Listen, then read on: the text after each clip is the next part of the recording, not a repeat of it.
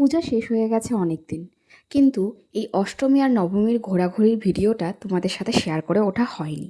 তাই ভাবলাম এটা তাড়াতাড়ি শেয়ার করতে হবে, নাহলে এরপরে কালী পুজো চলে আসবে। আমরা সেদিন ভেবেছিলাম একটু রাত্রের দিকে বেরোবো, যাতে পুচকিটাকে ঘুম পাড়িয়ে বেরোতে পারি।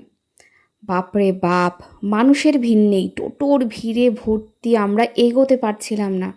আধ ঘন্টার উপরে একই জায়গায় দাঁড়িয়ে থাকতে হয়েছিল। তারপর থেকে শুরু হয় ঠাকুর দেখা। প্রথমেই আমরা চলে যাই এই অভিযাত্রী ক্লাবে, যেখানে প্যান্ডেলটা আমার মোটামুটি লেগেছে।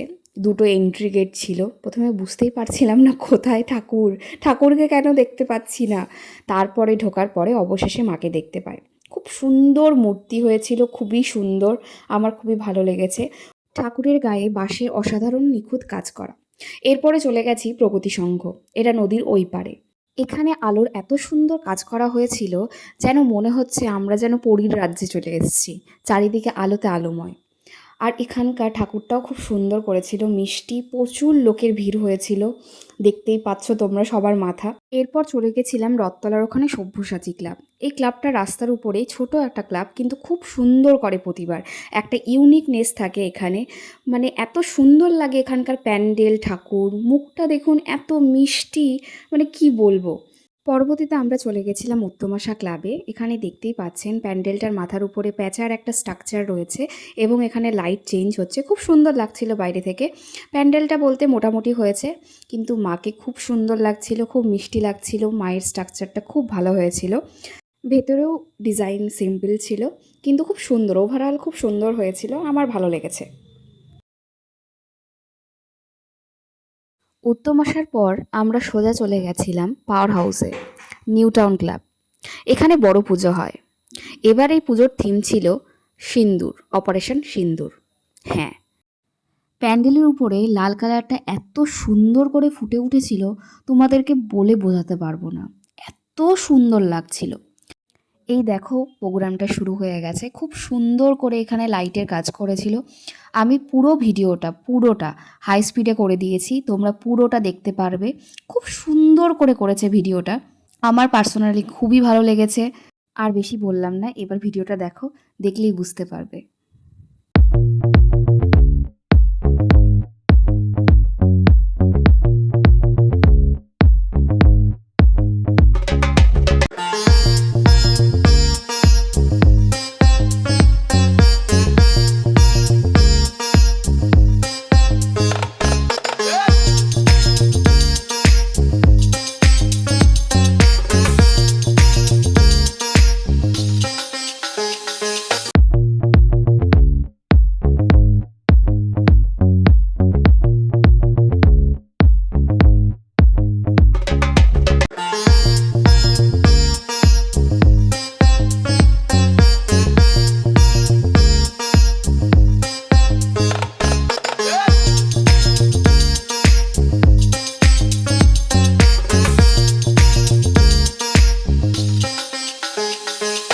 সাউন্ড কিন্তু আমি এখানে অ্যাড করলাম না, কারণ এখানে সাউন্ডটা দিলে কপিরাইটের ইস্যু হয়ে যাবে।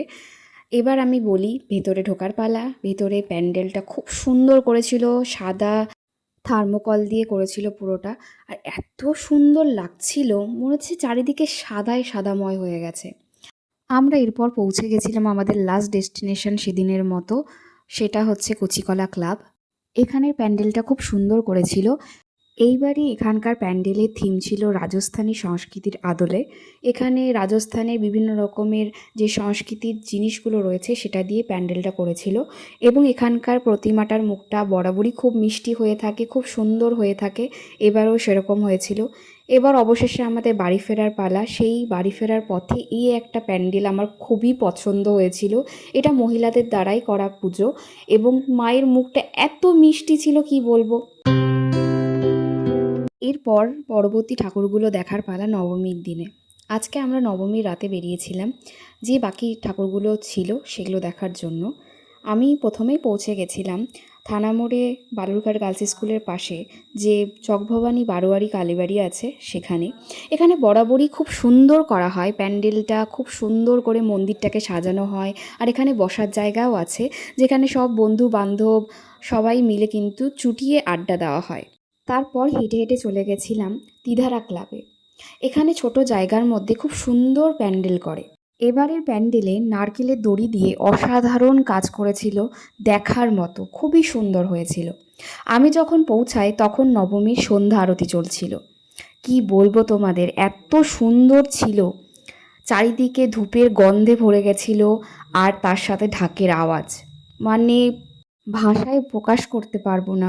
মানে গায়ে কাঁটা দিয়ে উঠছিল, আর মনে হচ্ছিল এই সময়টা যেন এখানেই থেমে যাক, আমি যেন প্রাণ ভরে মন ভরে এই সময়টাকে যেন উপভোগ করি। অনেকক্ষণ দাঁড়িয়েছিলাম আর মন ভরে মায়ের এই সন্ধ্যা আরতি দেখছিলাম। এত সুন্দর লাগছিল। তোমরাও আমার সাথে এই সময়টাকে উপভোগ করো।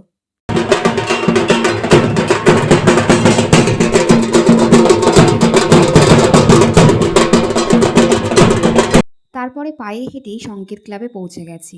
এখানে এবারে থিম ছিল মেয়েদের উপরে বেস করে, যাতে মেয়েদেরকে পড়ানো হয়, মেয়েদের উপরে যে অত্যাচার হয় বা ডাউরি নিয়ে এইসব নিয়ে এখানে থিমটা ছিল। খুব সুন্দর থিমটা ছিল, যাতে মেয়েরা বন্দি না থাকে, পাখির মতো যেন তাদের নিজের স্বপ্ন পূরণ করতে পারে, সেই নিয়ে এবারের এখানকার থিম।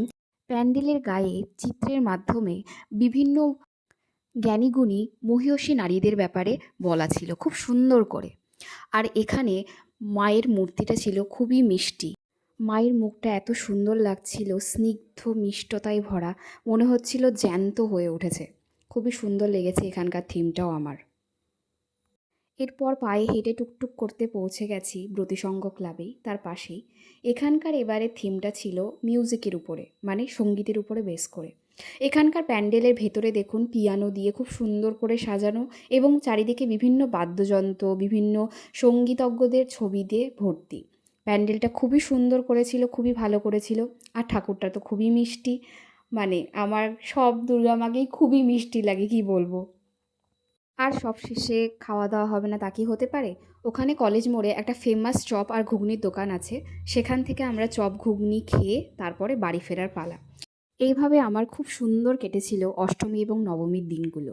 তোমাদের কেমন কেটেছে অবশ্যই জানিও। আর ভিডিওটা যদি ভালো লেগে থাকে তাহলে লাইক, শেয়ার, কমেন্ট করতে অবশ্যই ভুলো না, এবং আমার চ্যানেলকে সাবস্ক্রাইব করে রেখো। তাহলে আবার দেখা হচ্ছে পরবর্তী কোনো অন্য ভিডিও নিয়ে। আজকের মতো চলি।